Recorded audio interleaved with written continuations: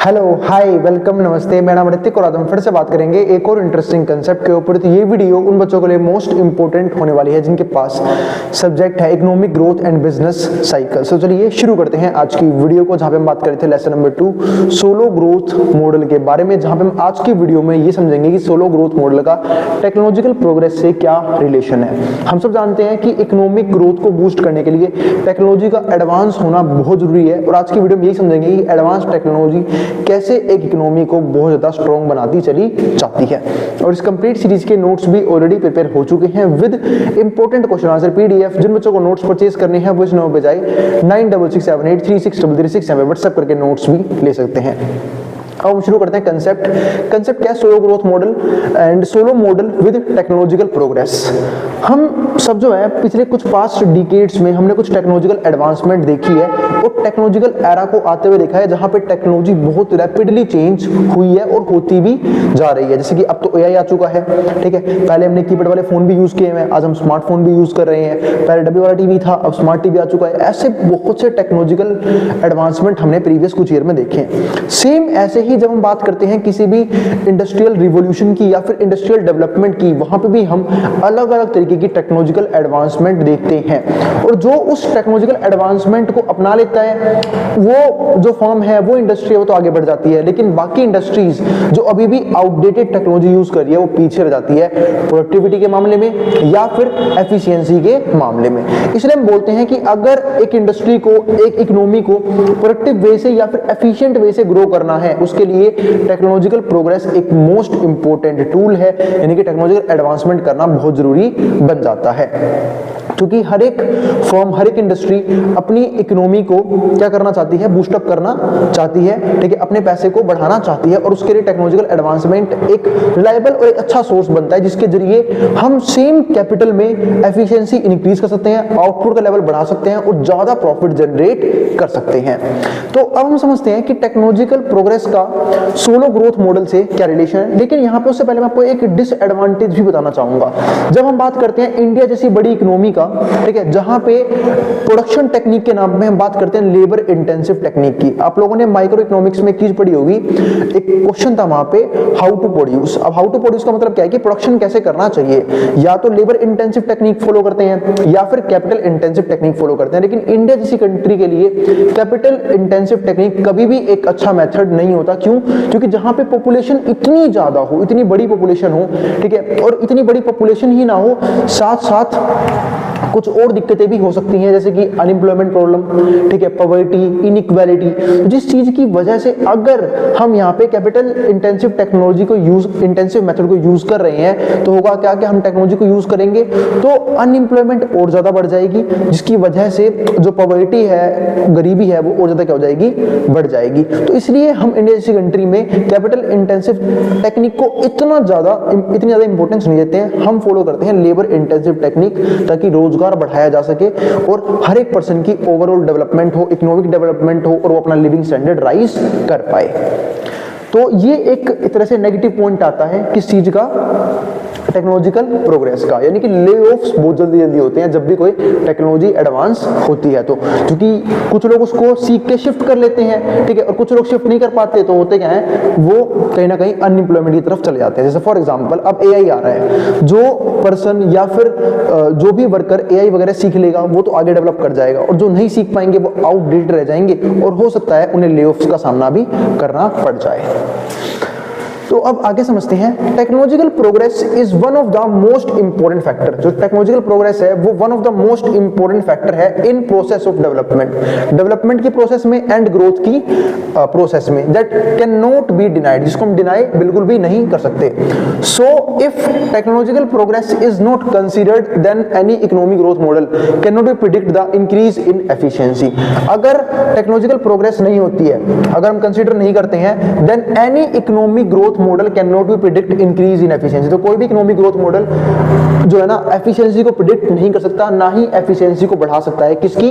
Labour की। क्योंकि labour अच्छे हों जरूरी है, ठीक है, लोग स्किल्ड हों जरूरी है, लेकिन टेक्नोलॉजी का अच्छा होना भी बहुत जरूरी है। क्योंकि वो लेबर करेंगे ही क्या जिनको टेक्नोलॉजी की नॉलेज नहीं है, या फिर एक इकोनॉमी के अंदर सिर्फ लेबर है लेकिन टेक्नोलॉजी अच्छी नहीं है, तो वो कभी भी एफिशिएंट वे से परफॉर्म नहीं कर सकती है। तो वही चीज यहाँ पे है। जब हम इंडिया की बात करते हैं, इंडिया में ऐसा नहीं कि हम सिर्फ लेबर से काम करवाते हैं, हम टेक्नोलॉजी भी साथ साथ यूज करते हैं। बस ये है कि हम कैपिटल इंटेंसिव मेथड से लेबर इंटेंसिव मेथड को ज्यादा इंपॉर्टेंस देते हैं, वो चीज इंपॉर्टेंट है। And per capital income in the presence of diminishing returns to capital and labour. अब इसकी वजह से होता क्या है कि जैसे जैसे अब हम एक पढ़ते हैं लॉ ऑफ डिमिनिशिंग रिटर्न्स। इसका मतलब क्या है कि जैसे जैसे हम कैपिटल को इंक्रीज करते हैं, जो हमारा जो रिटर्न्स है वो पहले इंक्रीजिंग रेट से बढ़ते हैं, यानी कि एक प्रोड्यूसर का आउटपुट पहले इंक्रीजिंग रेट से बढ़ता है, फिर डिक्रीजिंग रेट से, और फिर फॉल करना शुरू कर देता है। क्यों? क्योंकि वो प्रॉपर तरीके से कैपिटल को यूज नहीं कर पा रहे, प्रॉपर तरीके से टेक्नोलॉजी को एडवांस नहीं कर पा रहे, यानी कि अभी भी आउटडेटेड टेक्नोलॉजी यूज करने में लगे हुए हैं, जिसकी वजह से जो रिटर्न्स हैं वो कहीं ना कहीं क्या हो रहे हैं? फॉल कर रही हैं। तो ये आता है हमारे पास एक इंपॉर्टेंट पॉइंट उन इकोनॉमी के लिए जो कभी भी टेक्नोलॉजी को एडवांस नहीं करती है या फिर टेक्नोलॉजिकल प्रोग्रेस नहीं दिखाती है। हम ऐसी बहुत सी इकोनॉमी जानते हैं, जैसे कि फॉर एग्जांपल हम चाइना की बात करते हैं, एक अच्छी खासी इकोनॉमी है, ठीक है। हम जापान की बात करते हैं, आज भी ठीक है हमसे आगे। क्यों आगे? क्योंकि उसका रीजन है भाई, क्योंकि वहां पे टेक्नोलॉजिकल डेवलपमेंट बहुत ज्यादा है। जापान हो गया, ठीक है, चाइना हो गया, जर्मनी हो गई, यूएसए हो गया, इन सबके पास एडवांस टेक्नोलॉजीज हैं जिसके दम पे लगातार आगे बढ़ते जा रही हैं। इन लोगों ने देख लिया था एक चीज को कि हमें अगर डेवलपमेंट करनी है तो प्रोडक्शन से तो थोड़ा कम कर सकते हैं हम डेवलपमेंट, लेकिन टेक्नोलॉजी को अगर हम बढ़ा लेते हैं तो हम डेवलप बहुत जल्दी कर लेंगे, ठीक है। तो वही बात हम करते हैं ना, कंपेयर करते हैं चाइना को इंडिया से या फिर जापान को इंडिया से। मैं नहीं कहता कि इंडिया बुरा, लेकिन टेक्नोलॉजिकल डेवलपमेंट में अगर हमें बात देखनी है तो हम उसमें ये देखते हैं कि जापान, चाइना, ये सब हम लोगों से 50, 60, 100 साल आगे चल रहे हैं, ठीक है, टेक्नोलॉजिकल एडवांसमेंट के लेवल पे, यानी कि टेक्नोलॉजिकल प्रोग्रेस के लेवल पे। अब अगर देखो, in fact diminishing returns happen to be offset by technological development. जो डिमिनिशिंग रिटर्न्स हैं वो होते हैं technological developments possible due to research and development, क्योंकि टेक्नोलॉजिकल डेवलपमेंट जो पॉसिबल थी रिसर्च और डेवलपमेंट की वजह से वो प्रॉपर तरीके से नहीं हो पा रही है, उस चीज की वजह से। कैरिड आउट बाय यूनिवर्सिटीज, जिसे किसे करना चाहिए? यूनिवर्सिटीज को, कॉर्पोरेट को और गवर्नमेंट इंस्टीट्यूशन। आज आपने सुना होगा जो बड़ी बड़ी कंपनीज होती हैं, इन्फोसिस, विप्रो, रिलायंस, इन सब लोगों ने अपने पर्टिकुलर टीम बनाकर रखी होती है सिर्फ R&D के लिए, यानी कि रिसर्च एंड डेवलपमेंट के लिए, जिनका काम क्या होता है कि ये देखना कि कौन सी टेक्नोलॉजी बिजनेस के अकॉर्डिंग अच्छी रहेगी, ताकि हम एडवांस टेक्नोलॉजी को यूज करके ज्यादा एफिशिएंसी गेन कर पाएं और प्रोडक्टिविटी को भी बढ़ा पाएंगे। इसके बाद हमारे पास अगला पॉइंट क्या आता है? Technological progress could be labour saving. तो ये कहीं ना कहीं इंडिया के हिसाब से पॉइंट नहीं है, क्योंकि टेक्नोलॉजिकल एडवांसमेंट जो है ना वो एक चीज करता है, लेबर की कॉस्ट को बचा लेता है। लेकिन दिक्कत क्या है कि इंडिया में लेबर की कमी तो है नहीं, लेबर बहुत सारे हैं, है ना, अनएम्प्लॉयमेंट इतनी ज्यादा है, पॉपुलेशन इतनी ज्यादा है।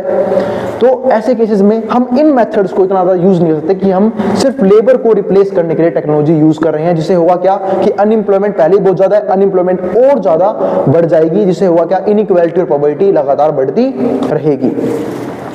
तो लेकिन ये फैक्ट तो है कि जो टेक्नोलॉजिकल प्रोग्रेस है वो लेबर सेविंग होती है, यानी कि लेबर को कम करती है, और कैपिटल सेविंग भी होती है। कैपिटल सेविंग क्यों होती है? क्योंकि कम से कम पैसे में हम ज्यादा आउटपुट जनरेट कर पा रहे हैं। तो use of less labour than before to produce same output. हम क्या कर रहे हैं? यहाँ पे कम लेबर यूज कर रहे हैं और ज्यादा आउटपुट प्रोड्यूस कर रहे हैं कम लेबर को यूज करके, और जिससे होगा क्या, हमारी कैपिटल भी बचेगी। इसलिए से क्या बोलते हैं? कैपिटल सेविंग टेक्नोलॉजी, कि भाई कैपिटल बच रहा है, पैसा बच रहा है, जो बहुत इंपॉर्टेंट है, क्योंकि मेन काम क्या होता है बिजनेस का? प्रॉफिट जनरेट करना, और जब पैसा नहीं बचेगा तो प्रॉफिट कहां से आएगा?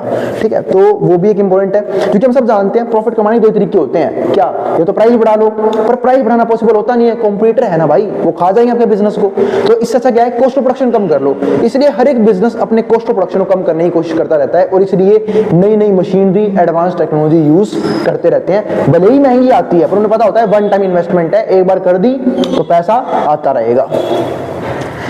Solo model has assumed labour augmenting technological progress. जो सोलो मॉडल है वो यहाँ पे एज्यूम करता है labour augments technological progress which is consistent with the existence of steady rate of implying long run constant growth rates. इस बात का मतलब ये है कि हमें टेक्नोलॉजी यूज करनी है पर लेबर के साथ टेक्नोलॉजी ऐसी बनाओ जहां पे लेबर की जरूरत भी पड़े, ठीक है, आउटपुट का लेवल भी बढ़े और साथ साथ लेबर भी कैसी होनी चाहिए, स्किल्ड लेबर। क्योंकि ऐसी क्या ही बेवकूफ लेबर जिसे टेक्नोलॉजी चलानी नहीं आती, पता लगे मशीन लगा दी थी 2 करोड़ की, लेबर है 500 रुपए की दिहाड़ी पे, कर दिया मशीन का बेड़ा गर्क पहले दिन ही, है ना। तो भाई मालिक तो भाई 4 गाड़ी भी देगा और भगा भी देगा उसे।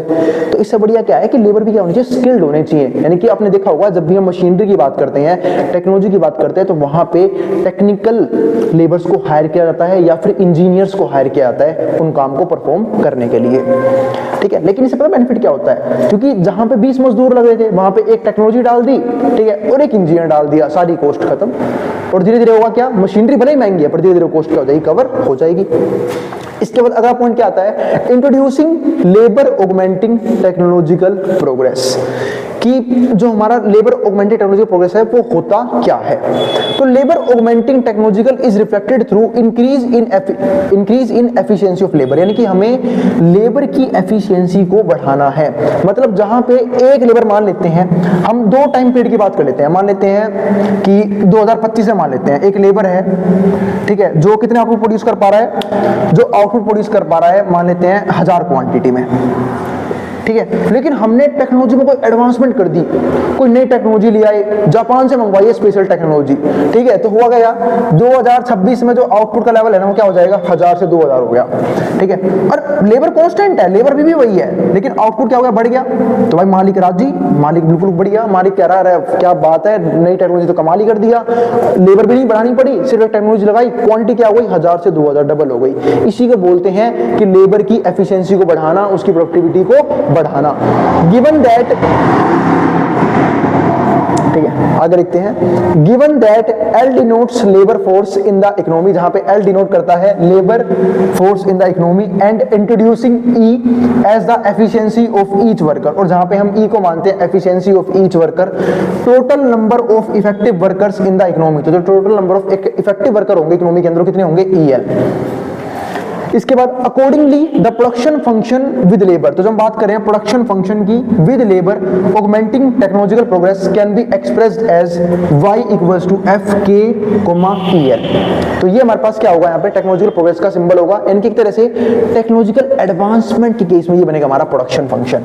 वैसे आप लोगों ने प्रोडक्शन फंक्शन ये वाला भी पढ़ा होगा, है ना, पढ़ा है, शायद पढ़ा होगा, F इक्वल्स टू LK, ठीक है। जहां पे अगर मैं शॉर्ट रन की बात करूं तो हम कैपिटल को कांस्टेंट मान लेते हैं, और अगर लॉन्ग रन की बात करूं तो कैपिटल भी क्या होती है, हट जाती है, यहां से बाहर हट जाएगा, क्योंकि लॉन्ग रन में दोनों चीजों को वेरिएबल माना जाता है।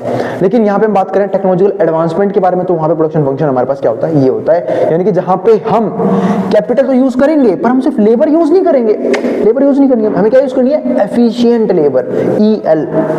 तो production function with technology say that output is dependent on capital, एक तो आउटपुट डिपेंड करता है कैपिटल पे, दूसरा number of efficient worker, worker नहीं चाहिए, सिर्फ एफिशिएंट वर्कर चाहिए जो भले ही ज्यादा सैलरी लें बट काम अच्छे तरीके से करके दें। तो productivity of a single worker is period 2, इसमें एग्जांपल यहां पे दिया भी है, जैसे मान लेते हैं productivity of a single worker, एक सिंगल वर्कर की, ठीक है, in period 2 is the same as productivity of 2 workers the same were in period 1, यानी कि पीरियड 1 में जो काम 2 बंदे मिलकर कर रहे थे, पीरियड 2 में वो काम एक ही बंदे ने निपटा दिया, यानी कि आधा काम जो है ना, ठीक है, मतलब बचा दिया, एक तरह से 100% एक लेबर का काम खत्म कर दिया। This is how technological progress increase, और ये तरीका होता है कि टेक्नोलॉजिकल प्रोग्रेस कैसे इंक्रीज करता है, प्रोडक्शन ऑफ गुड्स कैसे बढ़ती है, सर्विस कैसे बढ़ती है, क्योंकि हम सब जानते हैं लिमिटेड रिसोर्स में ही प्रोडक्शन को बढ़ाना है। पॉपुलेशन बढ़ने का रुकने का नाम नहीं ले रही है, बढ़ने का नाम तो ले रही है, बढ़ तो बहुत तेज रफ्तार से रही है। जब भारत आजाद हुआ था हम सिर्फ 30 करोड़ लोग थे, आज हम 140 करोड़ लोग बन चुके हैं बढ़ बढ़ के, क्योंकि हमने बाकी चीजों को, अरे हमने, कौन कहता भारत ने कुछ नहीं दिया, हमने बहुत कुछ दिया है, एक पॉपुलेशन दूसरा पॉल्यूशन, ठीक है, दोनों का बिल्कुल कहरी ढा रखा है। खासकर दिल्ली में रहने वाले लोग तो अच्छे से जानते होंगे कि पॉल्यूशन का क्या ही लेवल चल रहा है दिल्ली के अंदर, ठीक है। तो वही चीज यहाँ पे है तो उम्मीद है आप लोगों को समझ में आ गया टॉपिक कि कैसे हम कम से कम रिसोर्सेज में प्रोडक्टिविटी और एफिशिएंसी को बढ़ा सकते हैं। ठीक है, और अगर फिर भी कोई भी क्वेरी रह गई, कोई भी डाउट बच गया, वो कमेंट बॉक्स खुला हुआ है, कमेंट बॉक्स में कमेंट कर सकते हैं। अब हम मिलेंगे अगली वीडियो में जहां पे हम बात करेंगे नेक्स्ट कंसेप्ट के बारे में। ठीक है, और अगर भाई वीडियो पसंद आई तो वीडियो को लाइक कर देना और चैनल को सब्सक्राइब भी कर देना ऐसी वीडियोस के लिए। उन बच्चों में शेयर भी कर देना जिन बच्चों एग्जाम होने वाला है सेम सब्जेक्ट का। ठीक है, और नोट्स के लिए भाई अभी समर व्हाट्सएप के नोट्स भी ले सकते हैं। ठीक है, अब जिसको जो उतारना है वो उतार सकता है।